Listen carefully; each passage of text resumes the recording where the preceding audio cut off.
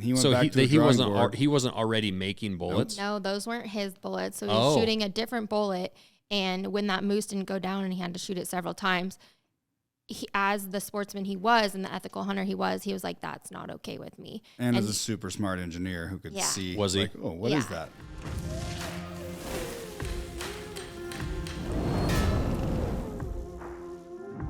So this morning in our company meeting, I kind of told people who were coming today, just who was going to be stopping by doing a podcast and whatnot, and sitting there, and then Jess was like, "So just so you know, when John and Maddie are here, they're not married. They're, so don't be awkward. Like what is this young girl doing with this older guy?" And I was like, I'm laughing. I'm like, married? I said I would assume that they would think that she's his daughter. It's happened a lot. We've had both experiences. Really? Happen. And they both happen in Dallas, because in Dallas there's lots of. Well, we play the game in Dallas, right? It's yes. Yes. I know this game. Wife or daughter? Yeah. Or yes. Prostitute. Yeah. Paid for. Wife, daughter, or other. Yes. Yeah. We saw some of those. Is that too. when you get offended when somebody it's not the wife or daughter, but it's the other? Like that hasn't happened yet, but yeah. The daughter was pretty apparent. Like, we were at dinner, and what did she say? Like, looked at me, and she's like, "What do you think, Dad?" I'm like, "Wait, I'm the dad of these two, like, 25-year-old kids," which I totally could be, but it was still a little offensive. Yeah, because how old are your kids? 18, 19, and 22. Yeah. Yeah, so she could just be the oldest daughter. Yeah. Yeah, pretty easy. Pretty much. So, with Nosler, what is your official job title at Nosler, John? I love this question. What do you do? I am the Senior Business Development Manager. Senior, that sounds very white collar, very official. Like it needs one more word in there somewhere. I'm just trying to figure that out. And what's your job title? Brand marketing manager. Brand marketing manager. Okay. So as a brand marketing manager, what does that mean? And it's funny because like I actually legitimately ask these questions, like wanting to know what they are, because as we hire people, I don't know what to call them. I was literally on LinkedIn 6 months ago when we had half the employees we have today, looking through all these different companies, whether it's Leupold or a knife company or whatever. And like, because I think one of them, I was like, Brandon and I were talking, and I said something about a marketing director, and he's like, no, he'd be a marketing manager. And I was like, what's the difference? Who's higher? I have no idea. Yeah. He's like, well, no, the director is like in charge of the managers, and then the manager is in charge of this. And I was like, holy shit, I am definitely a dummy. So yeah. So what are you in charge of at Nosler? A whole plethora of things. I like to think of it as how the consumer sees the brand. So I manage our apparel lines and merch. I work closely with our pro staff and sponsored shooter teams, doing all the trade show coordinations and going to the trade shows and kind of being out and about and a face with John. And then social media. Hopefully you're actually the face and it's not John. Valid. So all of our social media channels. And then I do our consumer emails as well. Oh, wow. So it's a lot. You write the emails, you put them all together. Yep. Does somebody deliver like the content to you for you to then, the photos and all that, or do you have to go? I work with our photographers too, depending on events and whatever, but I manage all of our content. So all the social media stuff, and a lot of it will transfer from blogs and social media into emails too. So. Okay. Has Nosler started putting, because what year did Nosler start? It was 75 years ago, so I'm not super good at math. Were you working there then? I just started. Yeah. Okay.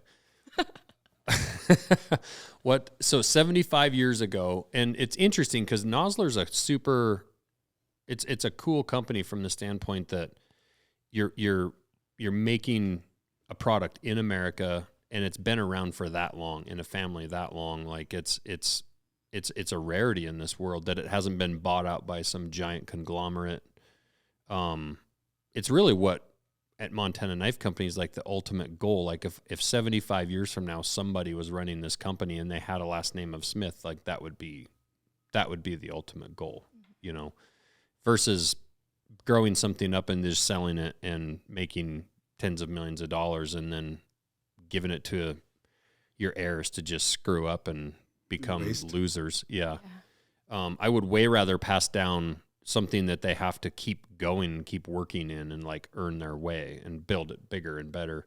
But with Nosler, were they doing a lot of social media type stuff before you came along, or is that something that's kind of a newer, because social media isn't that old, but it's been around for a little while. But I wonder about an older company, like how long did it take them to really notice and like push hard into social? Yeah. So curious how you're going to answer this question.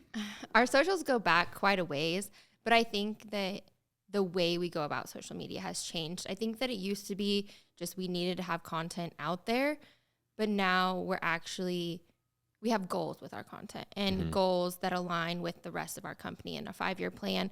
So it's more telling stories and speaking directly to the consumer rather than just putting out content because we need to have content. So Right. I feel like social media is a necessary evil, and being in the ammunition and rifle business, you kind of have to play the game with how the algorithm works, but we're trying to tailor that to meet our goals. So that's what I was going to ask you guys is like, we can't even advertise a knife. So being in the gun and ammo space, how do you guys navigate this current world we live in right now with marketing? It's really tricky. So we can't do any paid advertising. We've even gone and set up a completely separate Facebook page that we can, a website that has no link to our Nosler website, has no photos of rifles, no ammunition, specifically to push merch. And even that, they've found a way to cancel that. So we can't do anything paid media wise.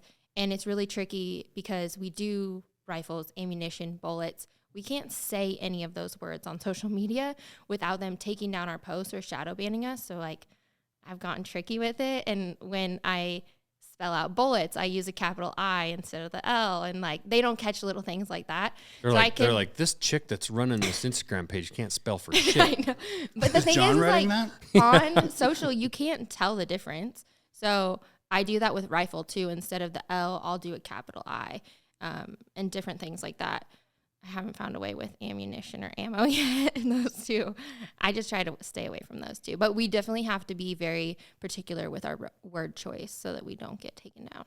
So this is where I feel like your expertise or what you're so good at comes in, is like, if you can't do paid ads, then you have to get like boots on the ground, right? And build relationships. And to me, like Brandon and I are talking, I don't know if there's anybody that we've met that's better, that's more well suited for that role, that it seems like that's what you're in, which is just that face-to-face, shake a hand, get to know people, take care of them. Everything that we've seen you do, like we've talked, like that's the kind of person we need at MKC, because like, quite honestly, that's kind of the role I've had since I started. I mean, that's how I started, because I didn't have money, even if we could have done paid advertising. Mm-hmm. Didn't have the money to do it, didn't know how to do it. All I knew how to do was shake hands and hand people something and say, see what you think, and hopefully something good comes of it. But is that mostly what your role is, John, then? Is the more of the relationship side, Absolutely. Personal side?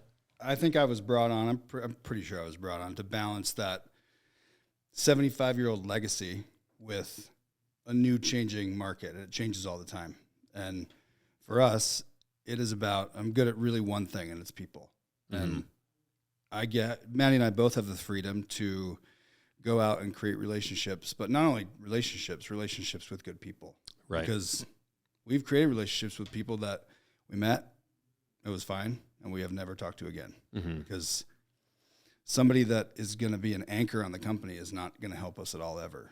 So, and when you say that's the only thing you're good at, you're also authentically a really good person, which is why we are here to hang out with you. Like we're not going to envelop our brand with other brands that aren't inherently just built with great people, a good ethical look forward into the future. They have to kind of match what we're trying to do. And there's a lot of killer companies out there that just don't match our path. Right. So no, and I appreciate that, but that's truly how I feel, and I've said from day one, I told Brandon, like, it doesn't matter how big of a following somebody has or how big a company is or whatever. Like, if I think they're a douchebag, like, I don't want to be attached to it. Like, I'd rather build slower through the right people than try to build something fast through a relationship that down the road will end up being something we regret being involved with, you know.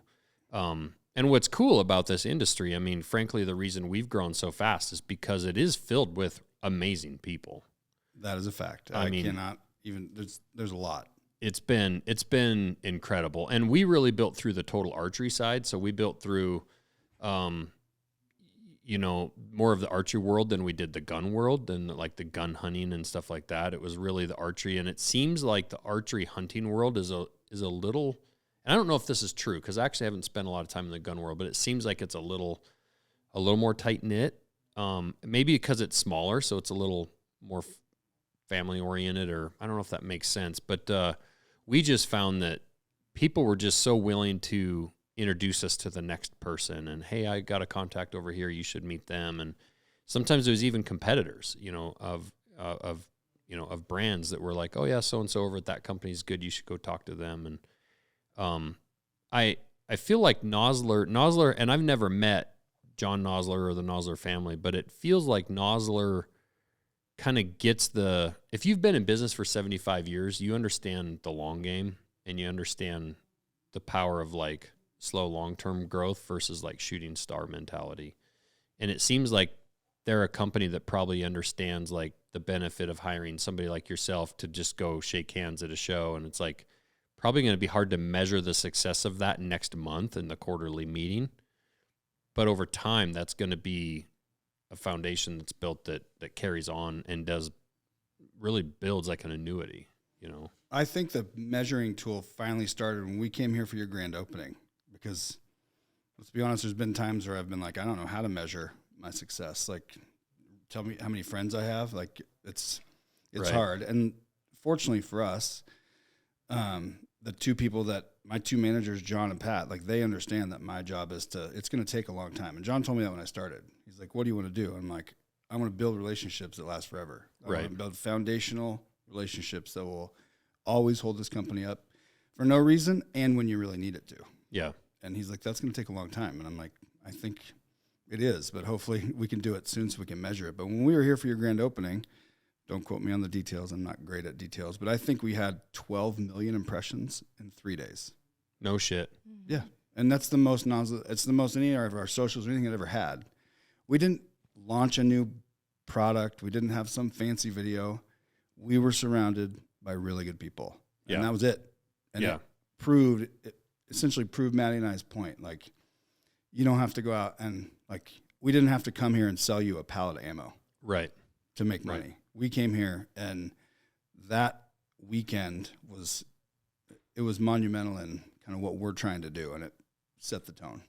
Yeah, and I feel like that events like that, I want to do more. That was more of a grand opening situation, but I think getting together and collaborating with other like-minded type brands and, you know, good family atmosphere and people that came to that, everyone that came to that, we basically invited to come so we could say thank you, which was kind of crazy because, like, we're asking people to spend money to fly out and buy hotel rooms and all that for us to tell them thank you. So it's not like we flew everyone out here, but everyone that we invited to that is super, super good people, you know, and there were people here at that were actually competitive brands with each other.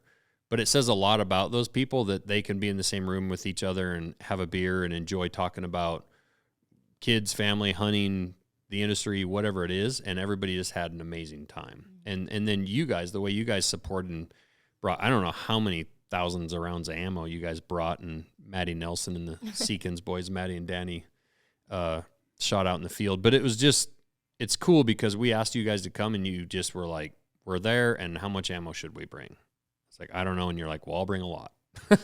It was awesome. And it's just watching those guys train and teach is pretty phenomenal. I wish Maddie, not you, Maddie, but Maddie Nelson, if only he wasn't so low energy. I know. You could never have him on the podcast because you'd have to just turn your mic off and just be like, you'd ask him one question and then just sit back. And I actually can't wait. So amazing. I want to. He's the best. I do. I just want to get him going, and then I can sit here and eat jerky and drink a beer and just let him go. Yeah. It'd be awesome. Yeah. There are very few people as genuine as him and his brother. It's special. Yeah, for sure. So, Maddie, how did you get involved with Nosler?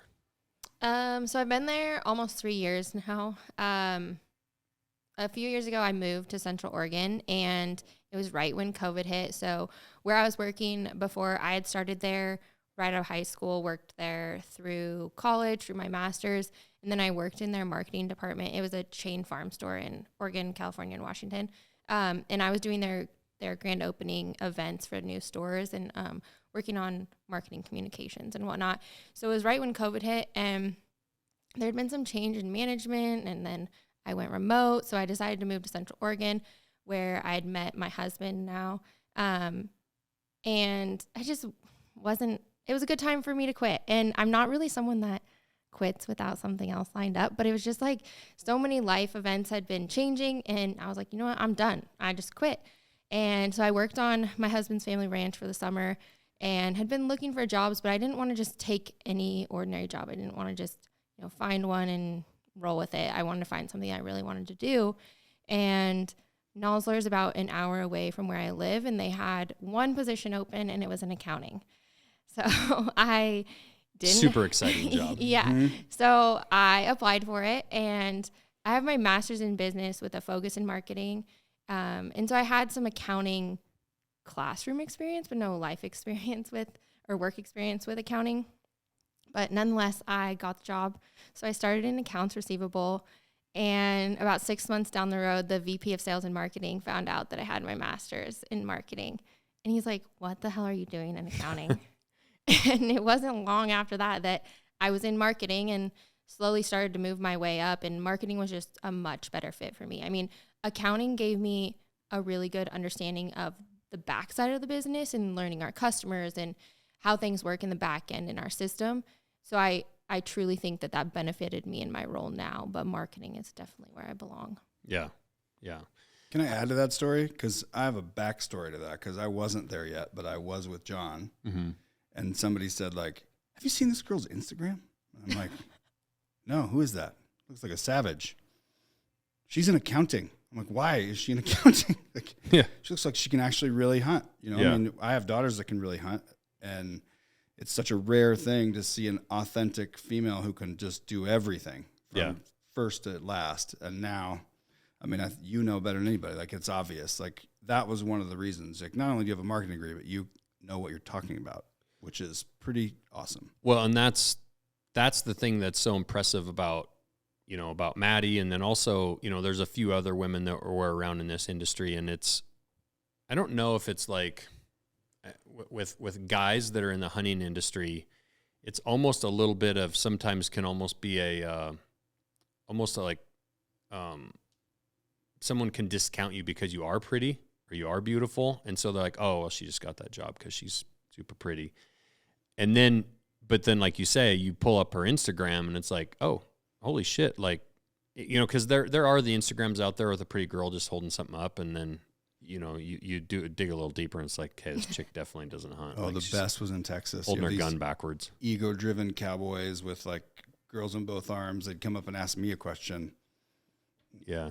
I don't know anything. Yeah, answers. that's I'm the like, best part is that I'm like, shows. I don't know, ask her, and they look at her, and Maddie just unzips them through, like, reloading, ballistics, hunting, cleaning the animal, every part, and they just walk away with their tail between the legs. It's pretty rad. Yeah, guys don't like to talk to me at shows. They do not. They'll wait in line to talk to someone else because they just assume that I don't know anything. Yeah. Yeah, and it's something that, I mean, getting to know you for the last year or so, year and a half, even just aside from the hunting stuff, the stuff that you do on the ranch, the horse work, the cows, like everything that you do on the ranch alone, is badass. And there's a lot of women out there that do that kind of stuff, that own ranches. I mean, most ranchers' wives are just as badass as their husbands, and are out doing, that's just what you do. You go out and you doctor calves and you ride and fix fence and do whatever you have to do, plus take care of the family. And you do all that, plus you've got this whole hunting piece. I mean, I was telling somebody the other day, I'm like, you're like a varmint hunting savage. We were down in Texas hunting together, and we're looking for deer, and all of a sudden Maddie's like, coyote, we got to shoot this coyote. And it's like, well, no, we're deer hunting. It's like, oh no, we're shooting this coyote. And it seems like you hunt coyotes as much as you hunt anything.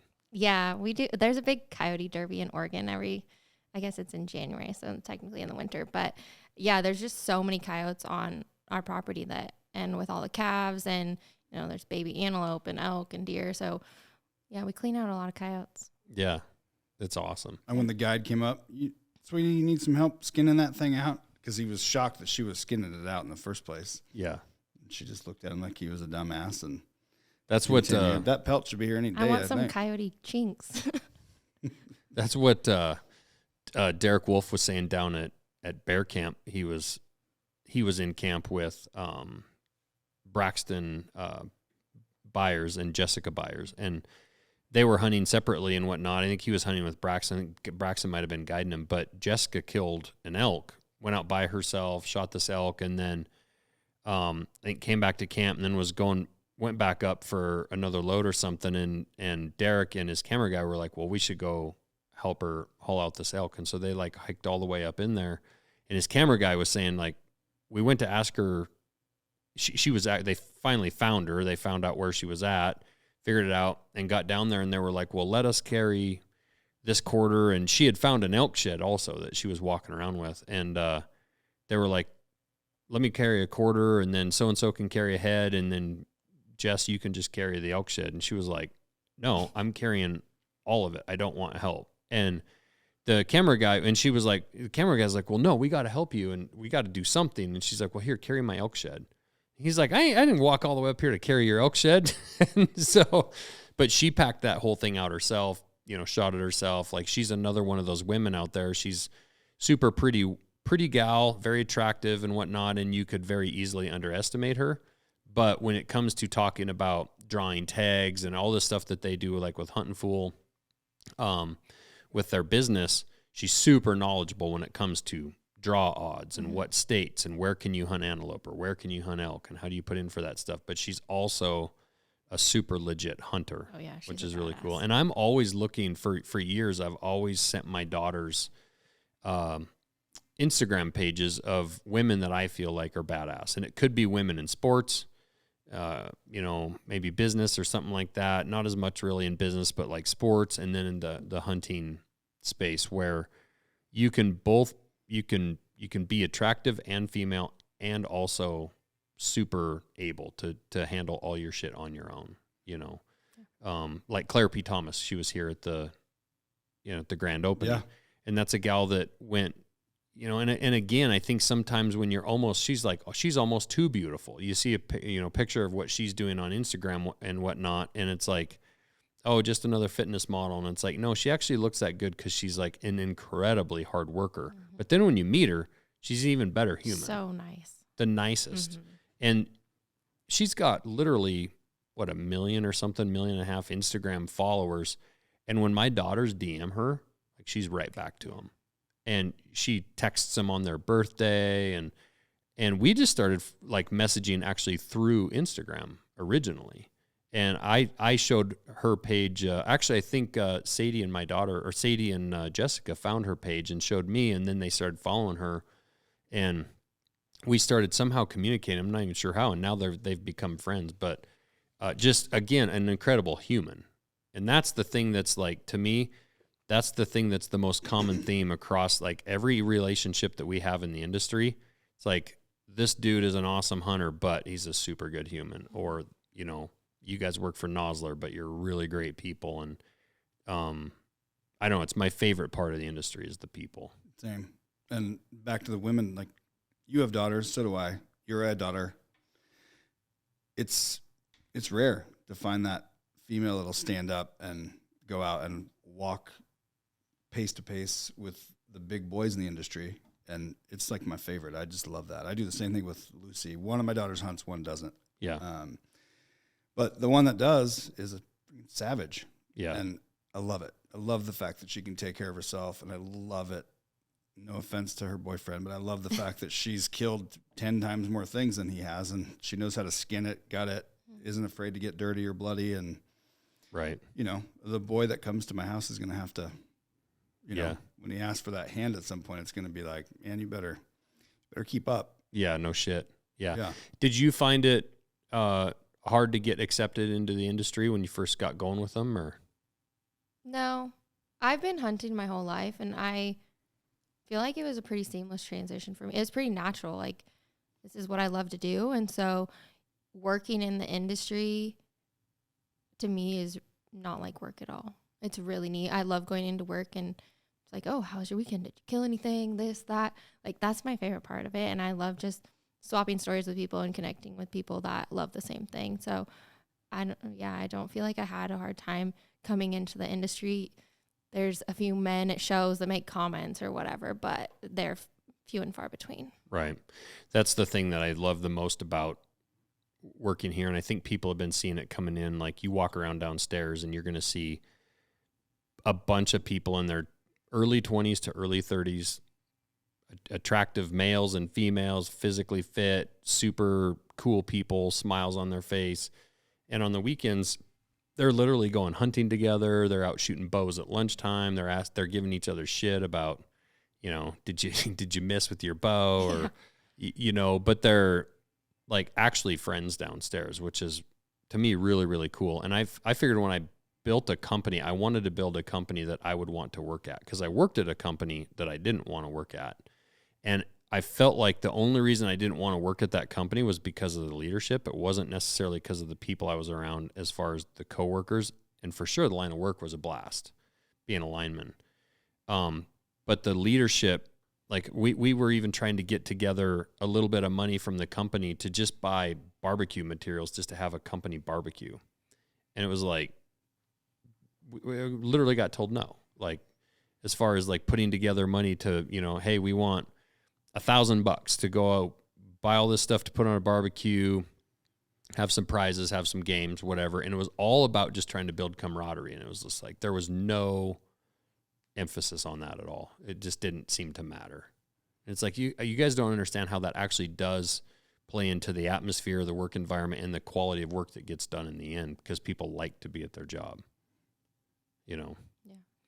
But so with Nosler, explain to me the process of making bullets, because the one thing that you always hear is there's never any bullets on the shelves. So do you guys actually make bullets? Go ahead, Maddie. Do you make any bullets? Yes, we make a lot of bullets. So our machines run 24/7 aside from Sundays, but they're running all the time. So it's not, I think maybe people have a misunderstanding of how it works. So we have a cup and core bullet that's like your target bullets. We run a varmint bullet in that. Then we have impact extrusion, which is your hunting bullets. And hunting bullets, the way we make them and the bonding process takes a bit longer than what you'll see from our competitors. But in general, our machines are running all the time around the clock. Yeah. We don't have the capability to run like all calibers of one line at one time. So there's changeover, and our machines are running, like, we have a production schedule that comes out every month, and it has a list of probably 20 bullets that we're running, and we run thousands and thousands. So we run huge lots. And then the next month, some will carry over, some will change, but it's on a schedule. So it's not like we're running all Accubonds this month and then they'll all be in stock, or all ballistic tips. It's heavily based on demand. And we have 75 years of data, you know, over demand. And so we've pretty well honed in on what our consumers want, and that's what we run. How many in general, like how many bullets in a month would Nosler make, do you think? Or is that a bad question to ask? Yeah, that's not a good question. Not a good question to ask? Okay. Because I wonder, like, because I think sometimes people think that it's similar to knives. I think we make more knives every month than people know. And I think people think because there's like not a lot of bullets on the shelf that like not a lot of bullets are being made. But to your point, it's a lot of bullets that are being made every single month. Yes. And what also people don't realize, I think, about Nosler that I learned from you guys is there's Nosler bullets even in other competitors, quote unquote, of Noslers. They're running Nosler bullets in their ammo. Is that yeah. right? Yeah, we do sell our bullets. So we run bullets, and then we also load some of our bullets into our own ammunition. But we do sell our bullets to other manufacturers. So like Federal, SIG runs some of our Accubonds. You'll find numerous companies that run our bullets. So it's not like if you're just looking for a box of Nosler ammo, it's not like Nosler's just making Nosler ammo. No, and we do sell a ton of just boxed bullets. I think what people don't understand is they're like, oh, there's none on the shelf. Well, that's because our demand is so high that when they do get on the shelf, they're bought so quickly. So they're not there just sitting on the shelf for the taking. Yeah. They're in and out, and that's, I think, what people don't understand and why we've got so much like flack over the last year or so is because they're like, where are all the bullets? Well, people are buying them. It's not that we're not producing them. Yeah, that was the same kind of with like some of our drops. People are like, well, you're just faking it, or it's not real, or you're not making very many knives or whatever. But we also don't like to talk about the numbers. It's kind of like asking a rancher how many cows or how many acres you own, you know, which is why I asked you if that was a bad question. So I shouldn't probably ask it. But with the Accubond, I've wondered, because I personally don't know, like, what is an Accubond and why is it so popular? I mean, is that I mean, there's the Nosler partition, because I remember that bullet. I shot my first elk when I was, I think, 12 or 13 with a Nosler partition. 30-06, 180 grain, shot her 3 times. It was awesome. Yeah.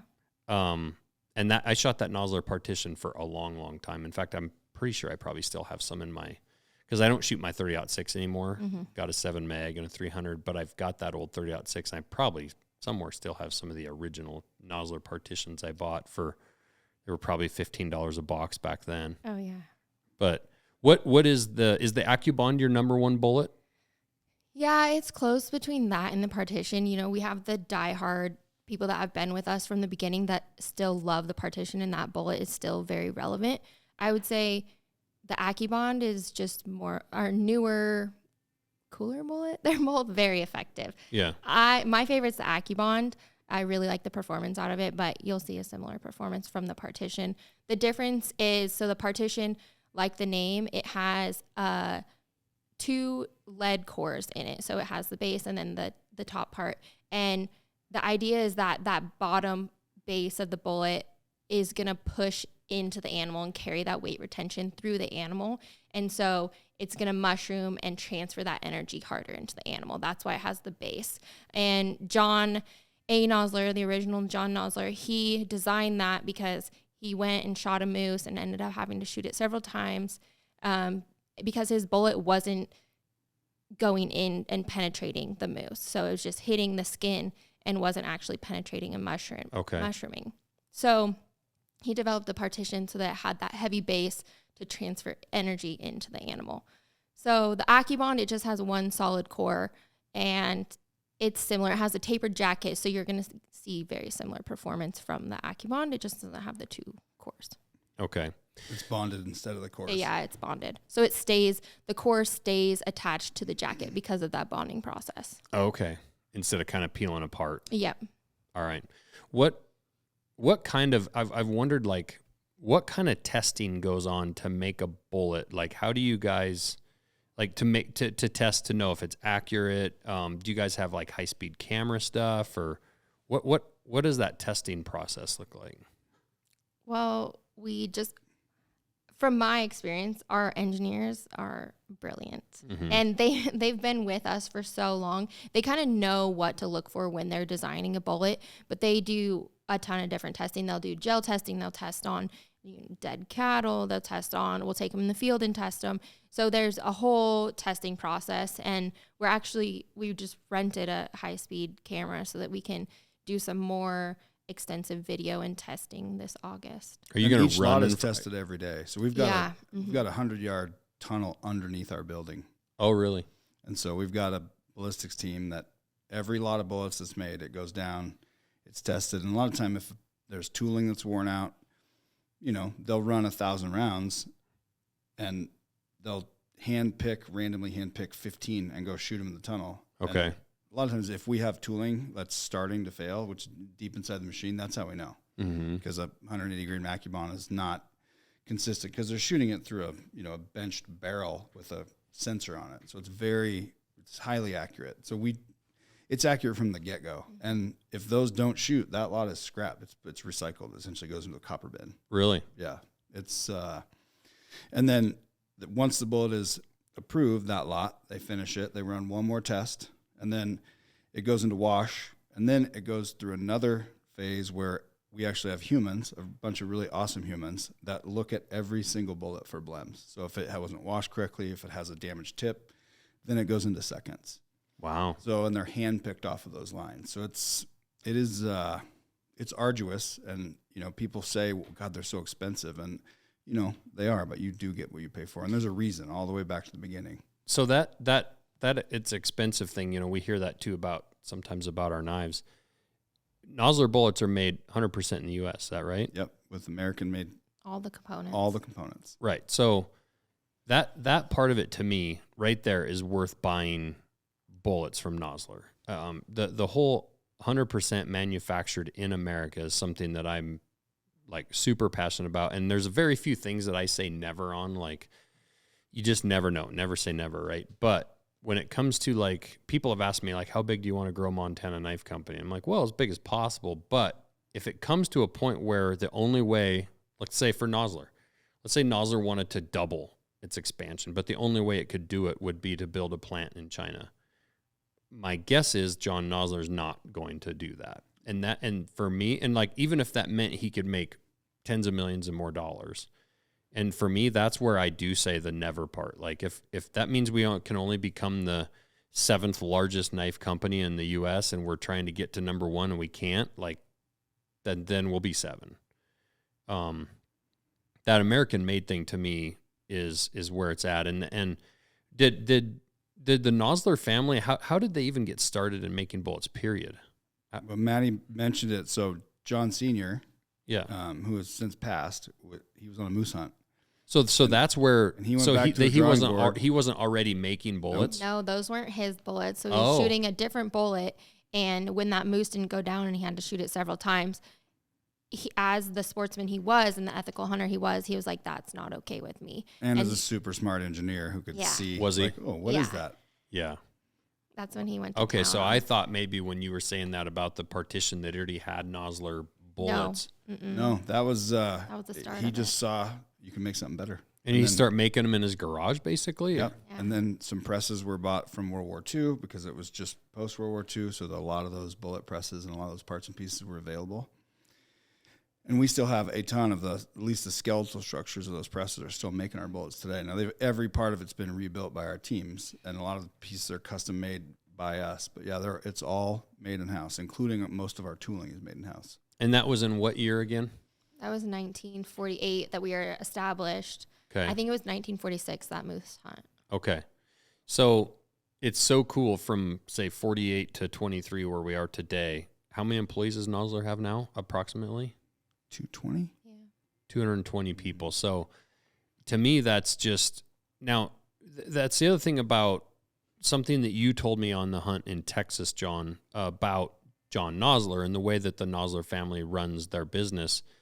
It's, again, I'm always picking people's brains and trying to learn because I'm just a dummy trying to figure out how to run a company, right? And how to build a company. And so one of the things that I love about local businesses is that, they're involved in like donating to local things, right? It's not a giant corporation that's based somewhere with a board of directors that's who knows where.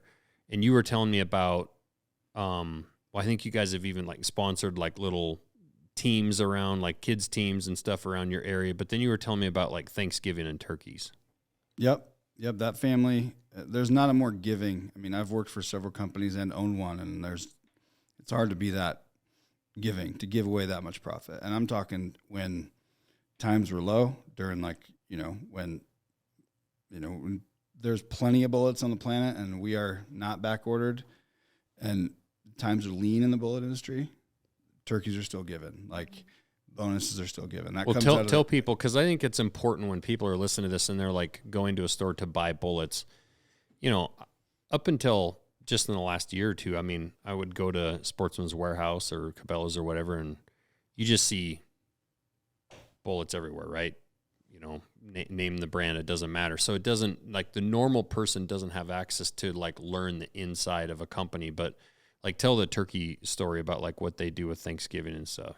So every employee is given, like, a giant turkey at Thanksgiving. I mean, you can either get it or you can donate it. So they're all there. You pick it up and they're given. And then at Christmas time, they do a huge dinner or lunch for everybody and give every employee a bonus.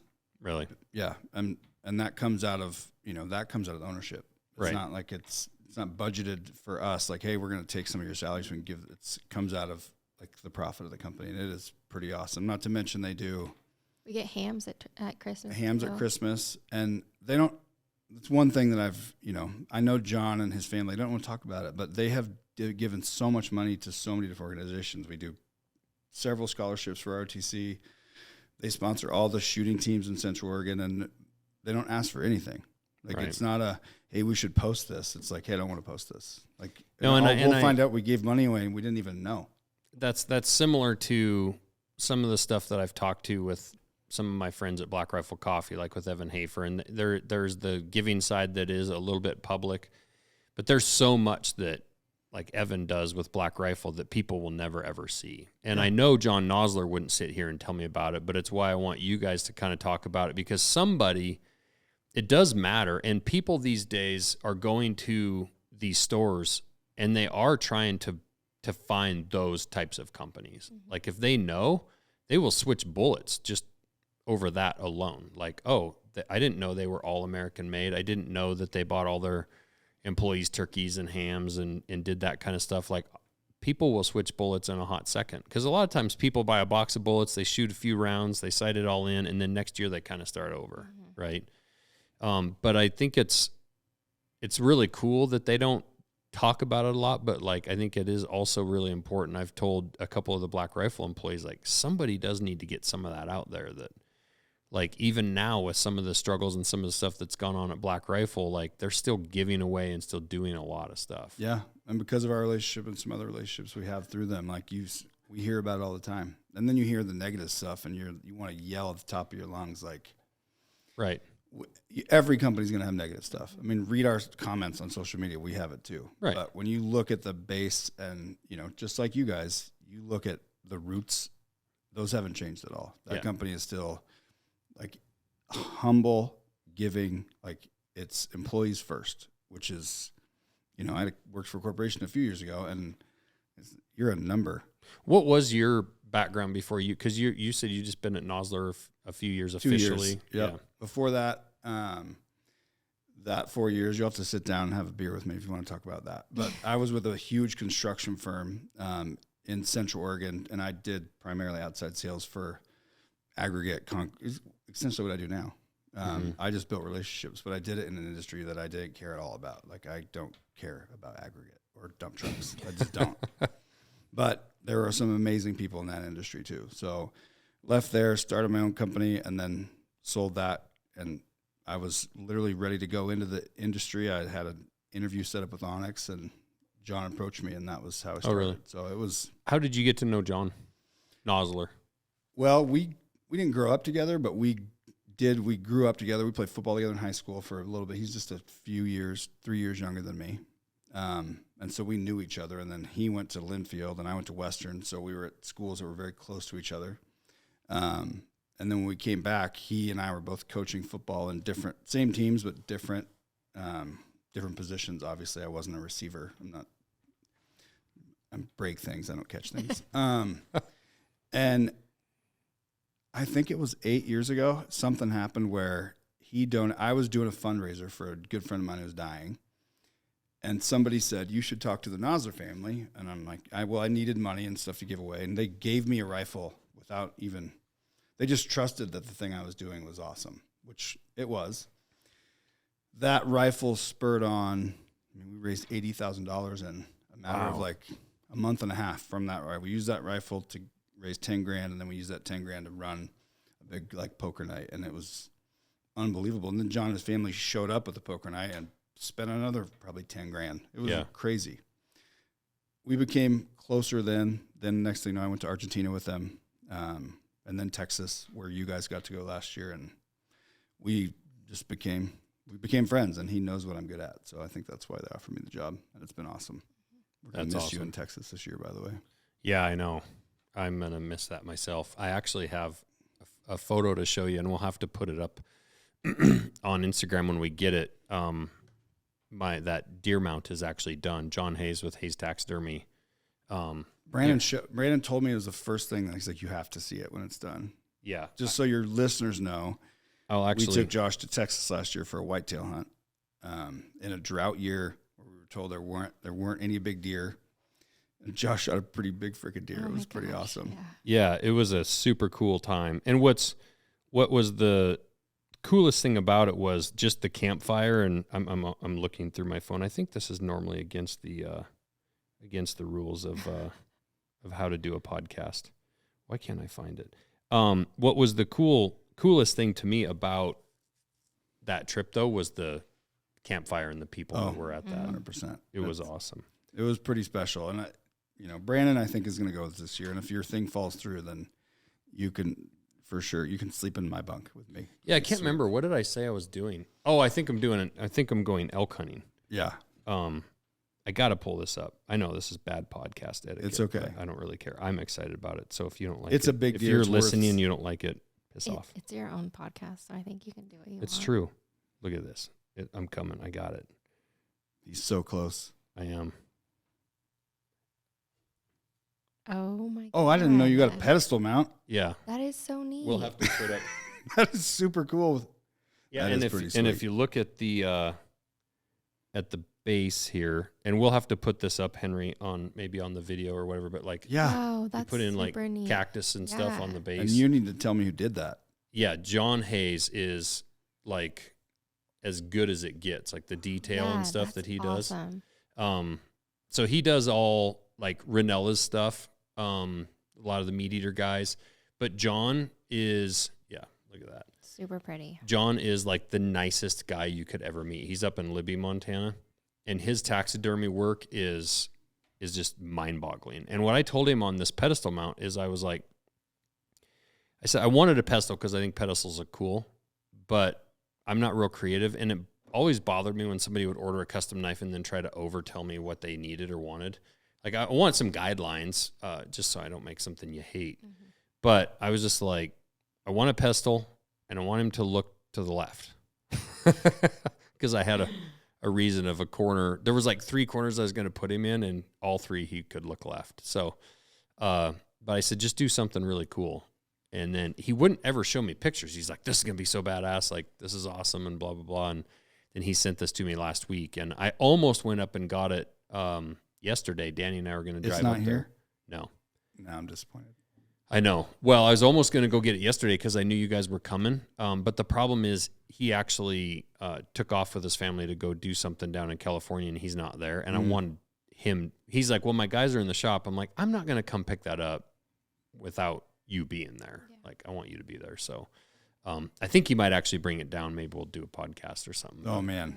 I would love. That's so sweet. But, yeah, if you guys ever need taxidermy work, he is legit as it gets. It's pretty cool. I think my wife would love if I sent it up here instead of did the skulls in my driveway. She does not. Pressure washing stuff all over the side of the garage. Yeah, brain tanning the concrete. It's fine. It works. Yeah. Hey, can I ask you a question about knives? Sure. Because you can edit this out, right? Sure. When's the flipper coming? The folder? Yeah. Next year, okay. Hopefully. So, yeah, and this is probably questions that, I imagine the Nosler family got for, decades as they were growing it from the 40s on. When's the 7 PRC coming When's out? the 300 PRC? Actually, by the way, when is the 300 PRC coming? I will tell you that off camera. It's on our radar. Yeah. That's my answer. We have a really good That's load. my answer to the folder. It's on my radar. Just so everyone knows, we are building a brand new 80,000 square foot facility. I think they break ground in August, and it's in the town that neighbors us, Redmond. Okay. And our entire, there's already a 45, don't quote me on any of this, 45,000 square foot building there that we do our brass handgun and our loading in. Okay. So that building, along with a 200-yard above ground ballistics tunnel.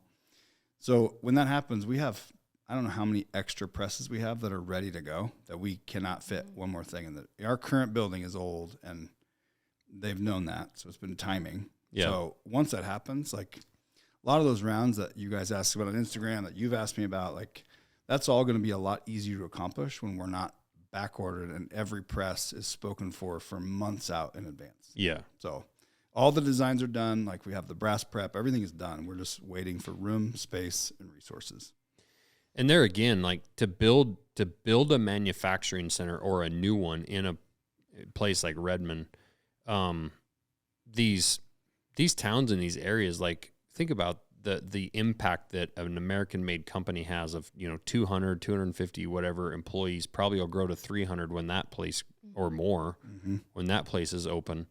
The impact that has to an area, the tax base for the schools, the donations, all that stuff, and then the money that those employees are making, generally really good jobs that are well paying, that then those people go out and spend money in their communities. Like that's the thing about American manufacturing, and this whole idea about like, okay, well, you're trying to buy a box of bullets that's literally $1 cheaper, but now it's made overseas, or buying a knife that is, half of the price or $20 or $30 less. But I don't think people see the impact, and it's the same thing here. Like we're not the size of Nosler or Black Rifle or whatever, but the things that you do in your community, the little donations you make to, like we just did one to the wrestling club for their little event, and the little things that you do to try to support, and you don't ever see those overseas manufacturers at donating anything to the Frenchtown wrestling program,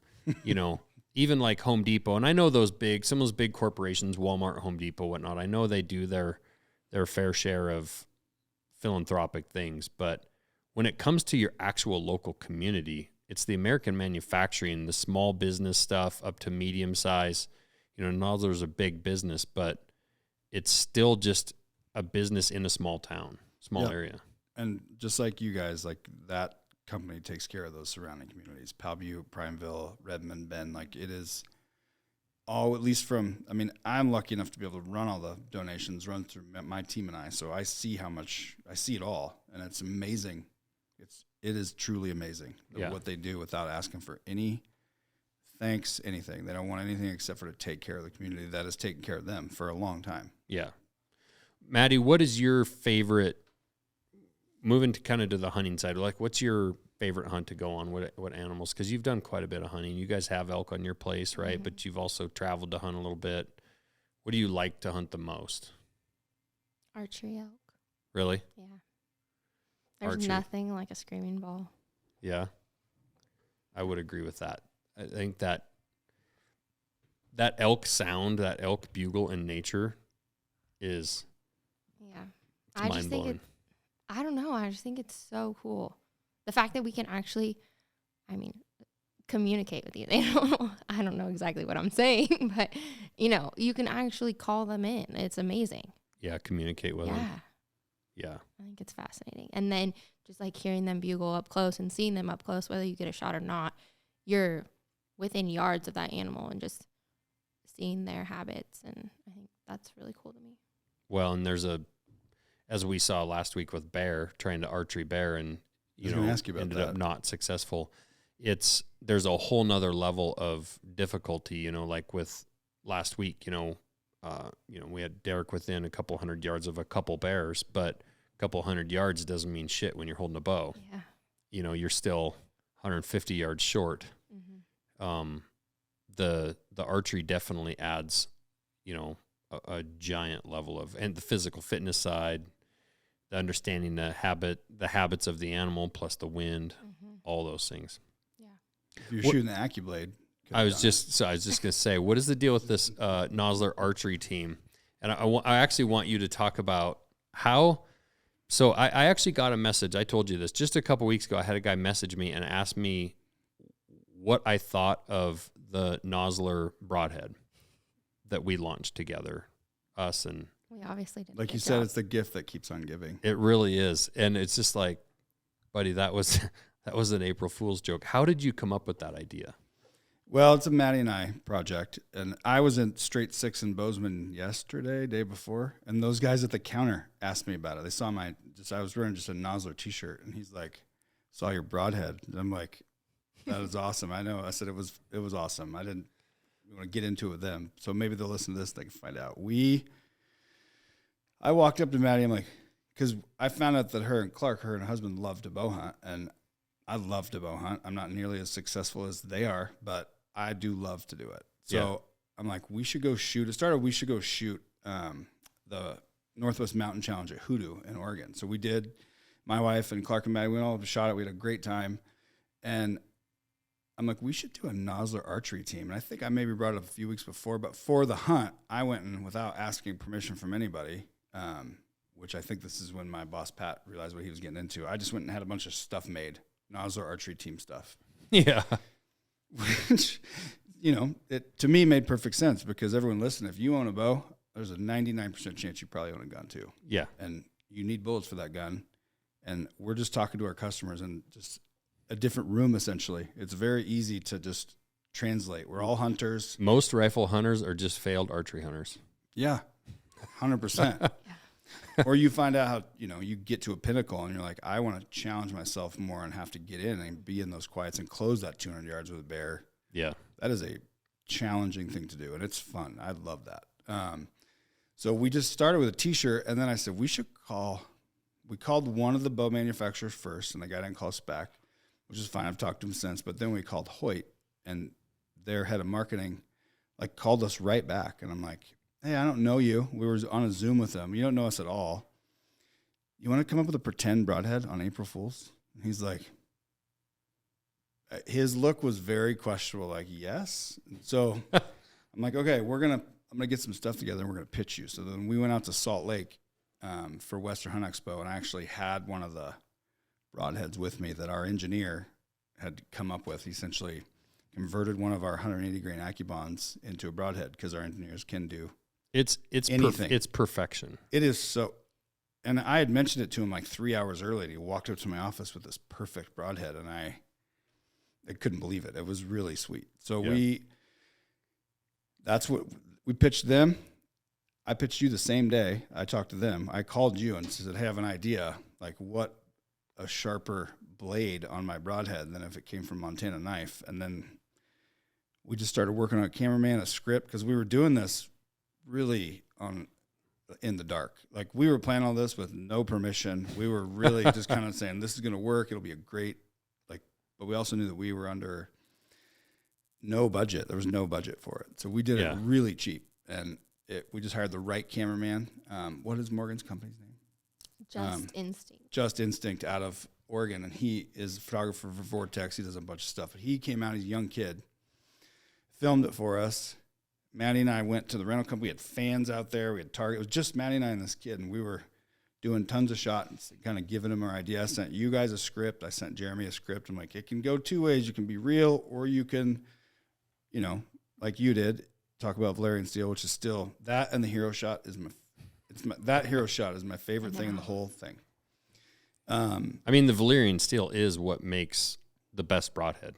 100%. I can't believe it hadn't been used before. But for the guys that only rifle hunt, that have never seen Game of Thrones, yeah, they had no idea. Yeah, I know. That's because they don't own a bow, so they don't know. They could have. So we had guys that had watched the whole commercial and were like, people were Googling Valerian steel when they got off there. Like, wow, I don't even know what that steel is. 200 yards flat. You don't own a bow. You definitely do not. Yeah, we need to talk.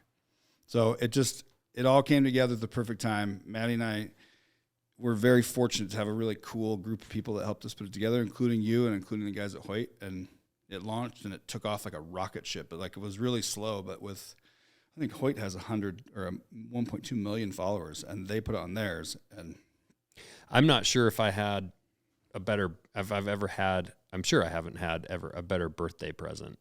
You were in Hawaii. I did have one other one that was pretty cool, but I panicked on that one because my ex-wife told me she was pregnant with our fourth child on my birthday, which is April Fool's Day. And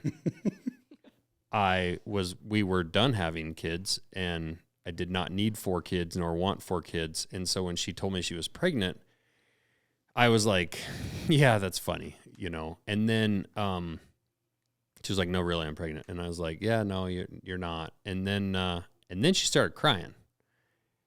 And she also wasn't really the greatest of actors. And I was immediately like, you're fucking pregnant, aren't you?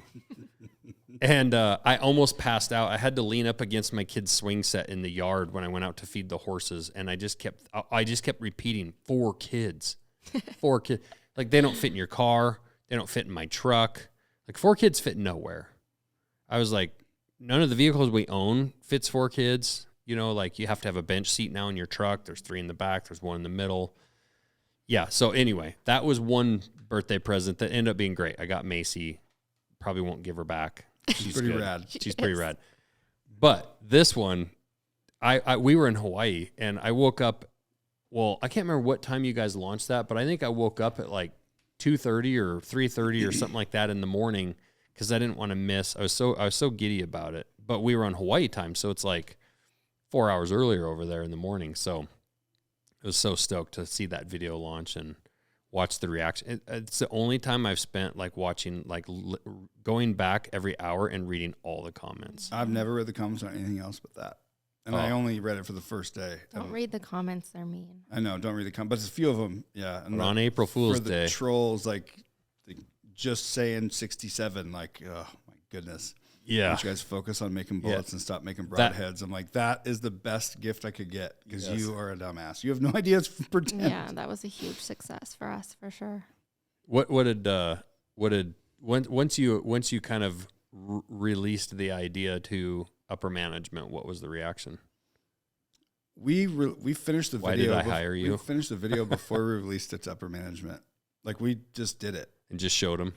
And then we showed him. I showed my direct supervisor, Pat. Like, I showed him the finished product, and he was skeptical. Pat is incredible at what he does, but Pat is a people person. He's a sales machine. Like, he's not a content. Like, that's it's just not him, and that's fine because I'm not a salesman. So it worked out perfect. But I think they were skeptical. I don't think it really set in until I pull our social numbers on the 1st of every month. So I didn't pull those until May 1st and then present those. And then the main reason for a lot of our giveaways is because social media is so against the firearms industry. We need to have a direct to consumer communication platform. And for us, that's emails. So these giveaways not only help networking with different brands and growing our own brand, but it helps us get emails for consumers and potential customers, right, and communicate with them directly. Mm-hmm. That's a good point. When you get an email from a bullet, a knife company, like, it's the only way we are allowed to communicate with you for real. We can say the words we can't say in social media. It really is like our direct line to you. Yeah. Is there some emails that some companies overdo it? For sure. But like, I think you guys are the best at it. You're still the only email that I'll be like, I have this knife, but I'll still open it. Like, Brandon. Well, so and mad. it is tough because we do get those emails. Like, I know we email a fair amount, and people, it's like you email too much, not enough. Like, you can never make everybody happy. And also, on the marketing side, like Brandon said, you have to show somebody or talk to somebody about something. I think it's at least 7 times before they actually hear it, see it, or potentially buy it. Yeah. But you're 100% correct. We're in the same boat. You guys are probably even a worse boat being in the gun world compared to the knives. We're like, you're 1A and we're 1B. But the email collection stuff, like, at any moment, our Instagram could just go away. Yeah. Yep. I mean, we could get off this podcast and be told that our Instagram platform is gone. Oh, yeah. So the email and text messages is massive to be able to send an email out and say, we're gone from here, but we're over here now, or something, not to mention just the sales part of it, the weekly sales part, but it's an insurance policy that's critical, that they can't really can't shut down, you know?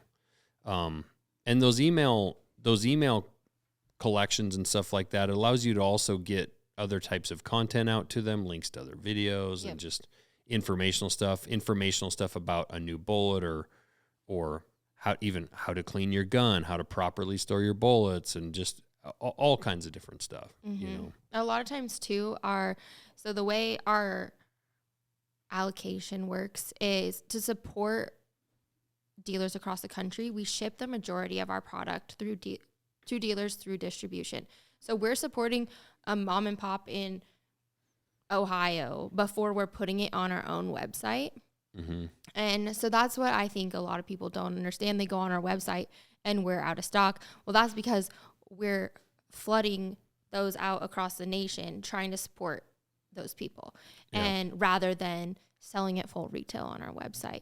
And so they go on there and like, oh, it's out of stock. But that email to consumers, it allows us to notify people when we are in stock, when we have sales on our website, or whatnot. Are there restrictions on mailing, shipping bullets?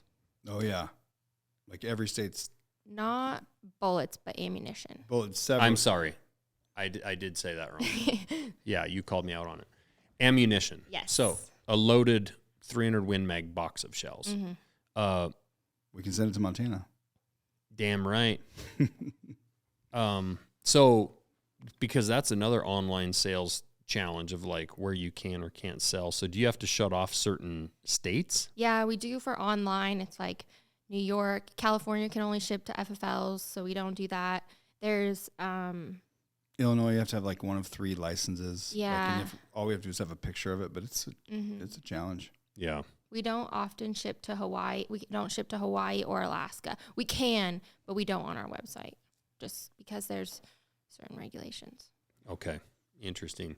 Yeah, the shipping stuff, like we would like to turn on even some of the other countries. But man, it's like they all have their little idiosyncrasies about what you have to be doing. We have a ton of people in Canada that even want to buy our merch, and that's a tricky one for us. We have distributors and dealers up there, but it all has to go through distribution. We don't sell direct. And the cost of shipping to Canada, it's crazy because there's some guy, I'm sure, that is buying our knives that's literally 4 hours from my door in Canada, like right up there, just like you guys. Like it's not that far to the Canadian line. It's way further to ship it to Kansas City or Florida or anywhere on the East Coast. But we can ship a knife out there for $8 or $9, and it goes to Canada and it's like $30. Yeah. And it boggles my mind. And it takes 10 times as long. I don't understand what's going on when it crosses that imaginary border. Shit just goes south with the shipping. We send a ton of ammo international. We've got a lot of international companies in Germany. I'm not even mentioning all the countries, but it's a lot. And it gets staged somewhere in the United States. Like everything has to be built first, then it's staged together. And while it's being staged at the staging area, we're paying rent for the container. We're building the job out, because we're sending 3 or 4 different full shipping containers. Thousands of pounds of it. And then it goes and it can sit in customs. It is like, we have a whole team that deals with that, and we hear about it on Mondays. It's a nightmare. Interesting. Yeah. Does the military also buy a fair amount of Nosler bullets, or does that kind of like bounce back and forth depending on contracts, administration, or? We are always looking for those military contracts. We have some special contracts and special forces where bullets are built just for them. And then we work really closely with Black Hills and do development with them for, stuff that we're not told about, but we do know, like from our meetings, that we do have developmental stuff in the military, and it's neat. I've seen a few of them, but it's all skunk work stuff that we're not let in on. Right. And we have dedicated presses to that stuff, so it's not taken away from consumer products. Right. Yeah. Yeah. So stop typing. Stop DMing Maddie all these nasty messages. Yeah. Being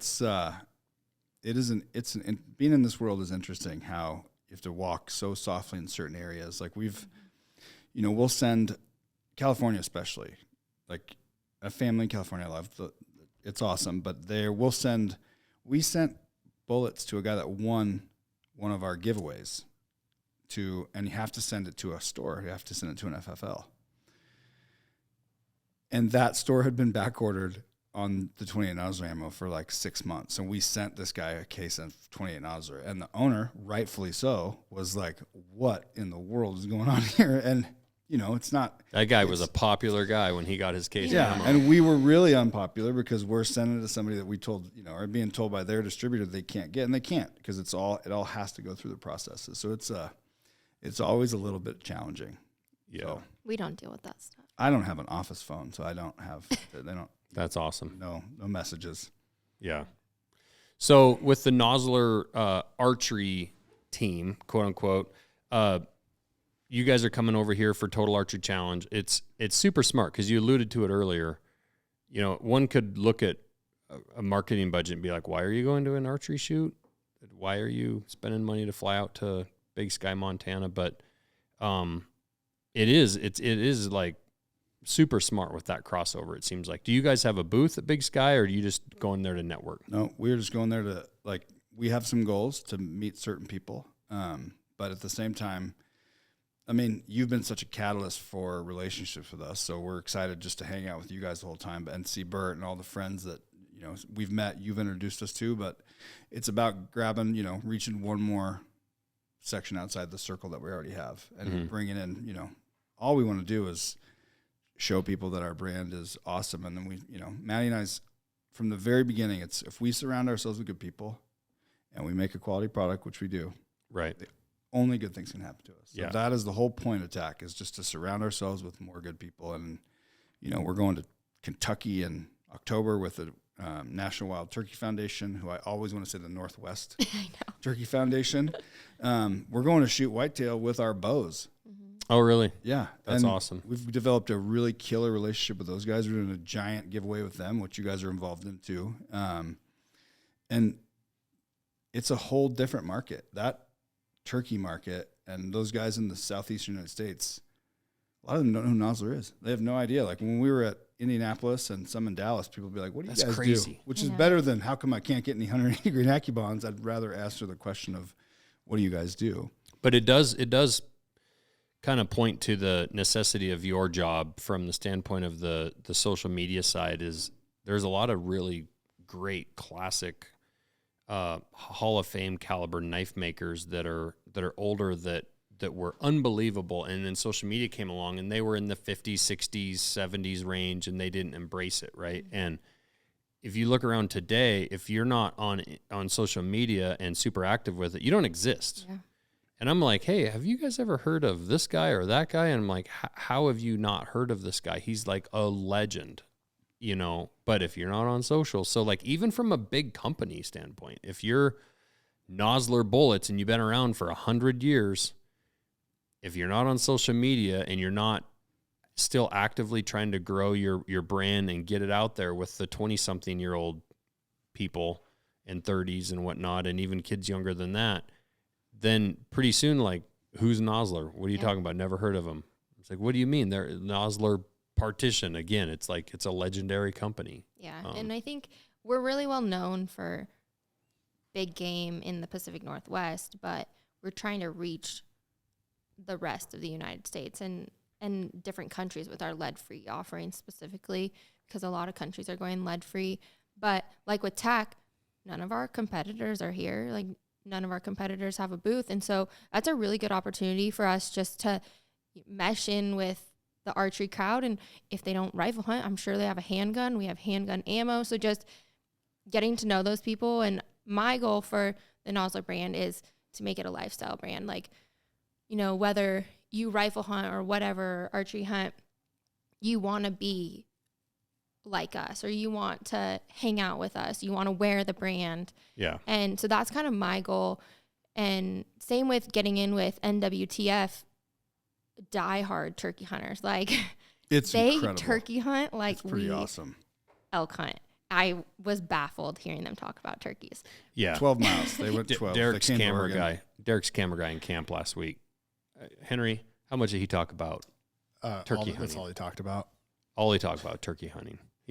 I'm like, yeah. It's a bird. But those turkey hunters are insane about turkey hunting. And they kill a ton of whitetail every year. Yeah. And so that's where massive market. That's where we come into play. And that's really our goal is, there's 7 million whitetail killed every year. That blows my mind. Yeah. Yeah. So how do you convince him to grab a box of our bullets, right? It's a challenge. We've got, and this breaking news for whoever's still listening to this podcast at this point, but like we have a whitetail specific knife coming out this fall. Dibs. And it's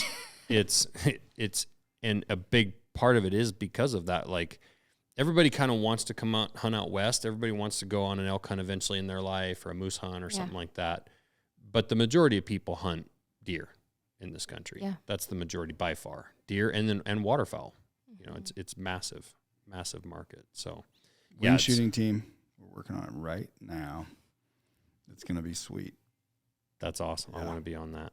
Yeah. Oh, you are a founding member. You just don't know it yet. So. That might be the next year's April Fool's joke. Might be the Nosler shotgun. I know. We gotta. Oh, that's already been a thing. Yeah, we tried once. It was a failed launch because of the market turning. Was it a joke or it was real? It was real. No, it was real. But I think most people know when Trump got elected, people stopped being afraid, and like bullet sales for everyone in the country just went. There was, people weren't like, okay, well, we're good. Right. No one's going to shut anything off anymore. We don't have to go buy a box a week at the store. We're going to get restocked. And that is wild. You're in a business that is so closely tied to the elections. And when things go the way that we all generally probably don't want it to go, it also then means it's going to be better for your pocketbook, which is a weird, if you're the owner of Nosler, that's also, and I don't know his politics at all, but yes, you do. I'm just guessing. Just guessing.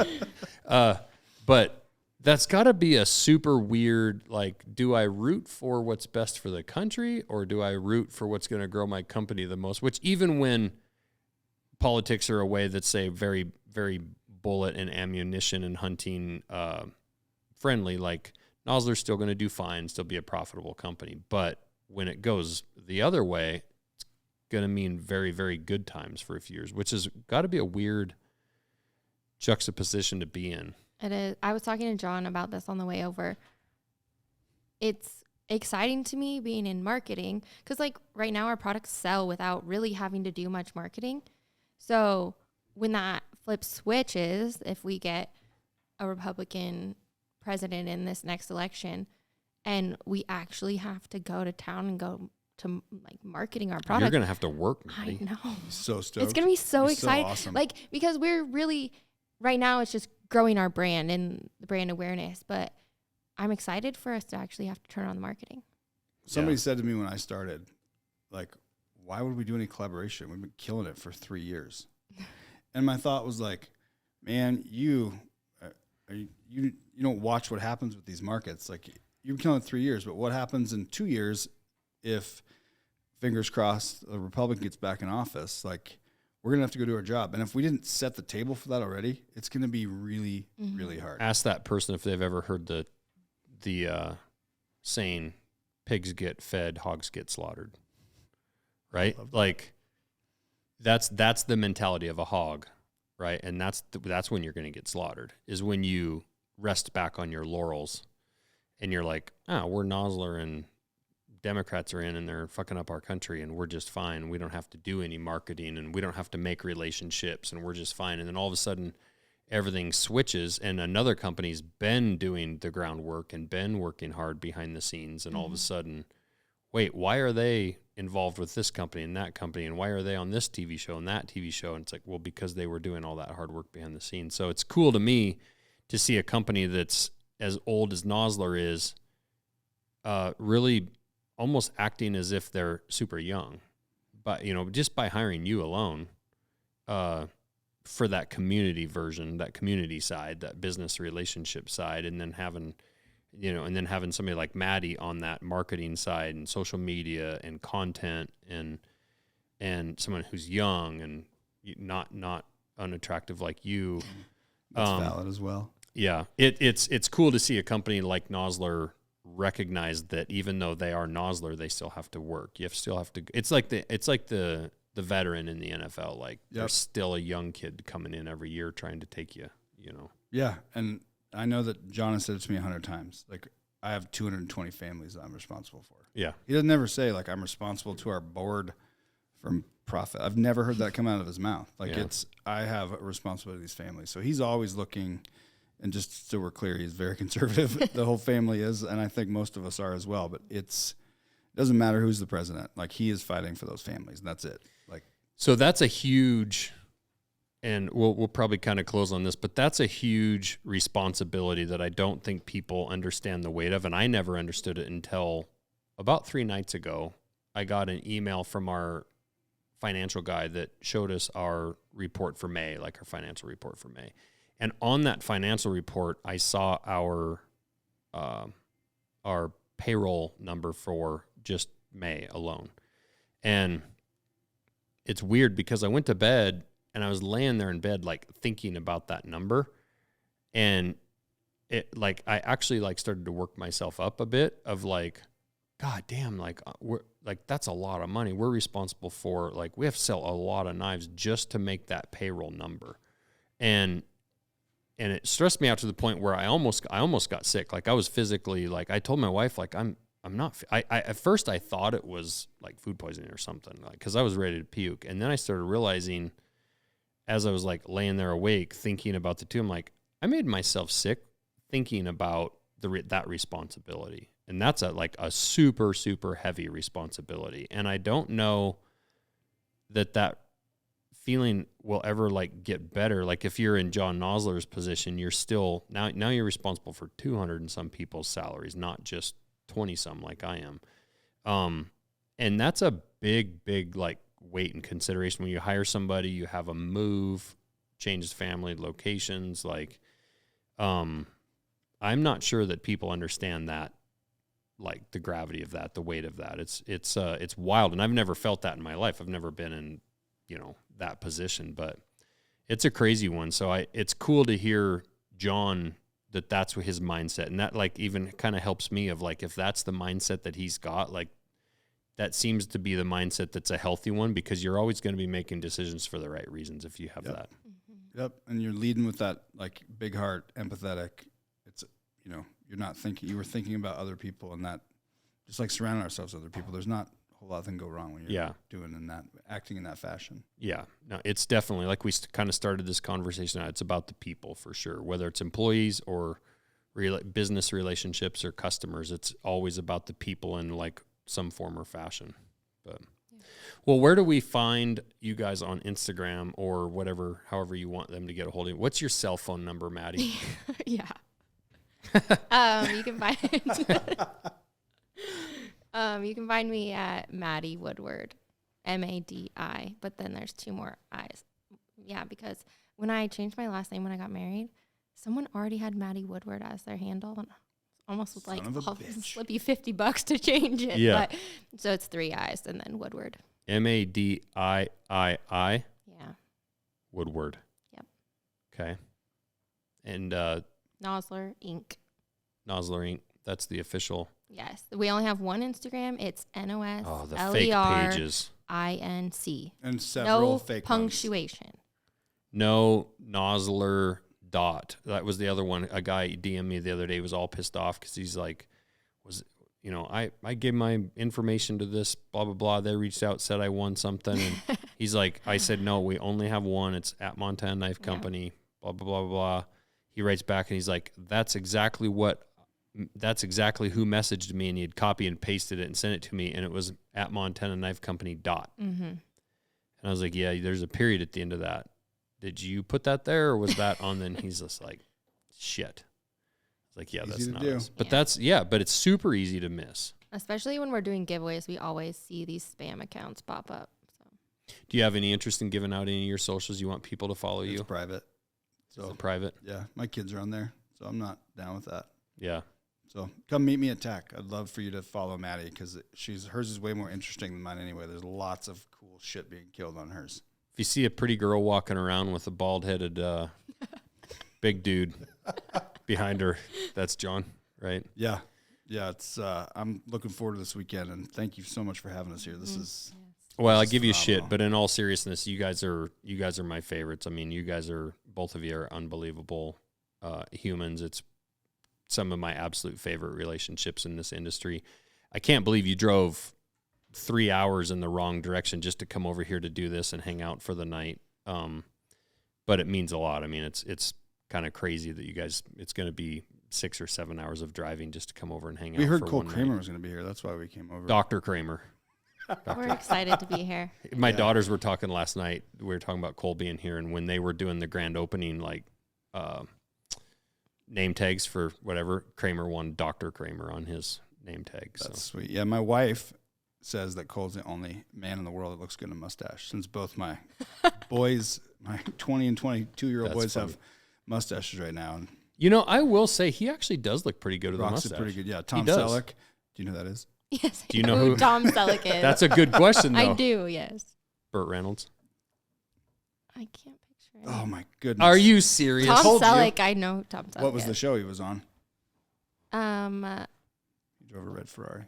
A red Ferrari? See, Magnum PI. I've never seen that, but I do know who Tom Selleck is. Do you really don't know who Burt Reynolds is? No. He was the women's heartthrob for 25 straight years. Unbelievable. She doesn't know who Burt Reynolds is. Yeah. I mean, I'm sure You haven't heard on Dumb and Dumber when they see the limo and they're like, must be Burt Reynolds or something. No, I have seen Dumb and Dumber. Yes. You know who Jim Carrey is? Yes. All right. Well, thanks for coming on, guys. Appreciate it. Thanks, buddy. Thanks.